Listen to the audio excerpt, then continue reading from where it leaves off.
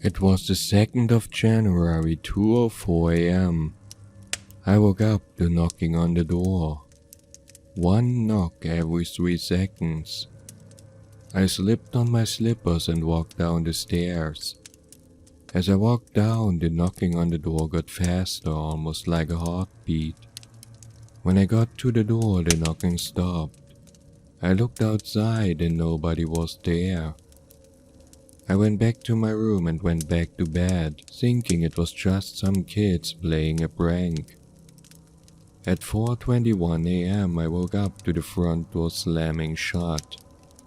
I jumped, terrified. I looked over at my frosted window to find "Smile" written all over it in the frost. I grabbed my phone next to me ready to call 911, only to find the same message written on it saying, "I told you to smile." I cried and ran for my life, running outside. As soon as I got outside, I knocked on my neighbor's house across the road. They answered and held me while I sobbed. They phoned the police.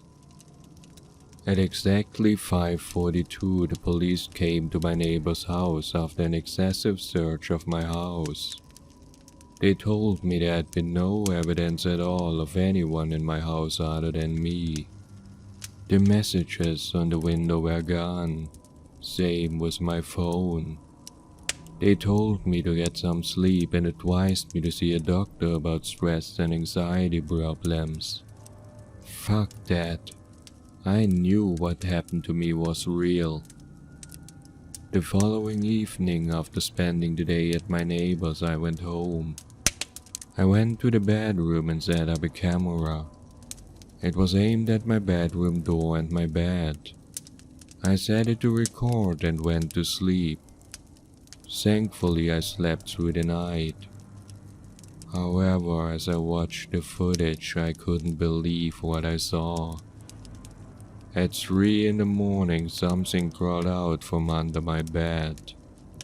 It was a completely naked anorexic man. He stood up and looked at me on the bed. He did so for another hour, not moving at all. Then he moved. He walked over to the camera until his face took up the whole shot.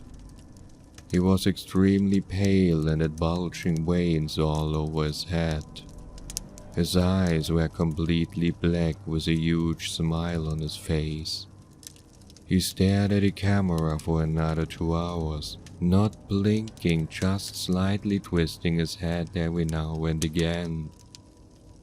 After 2 hours of him staring went past, he walked back over to my bed and crawled back under.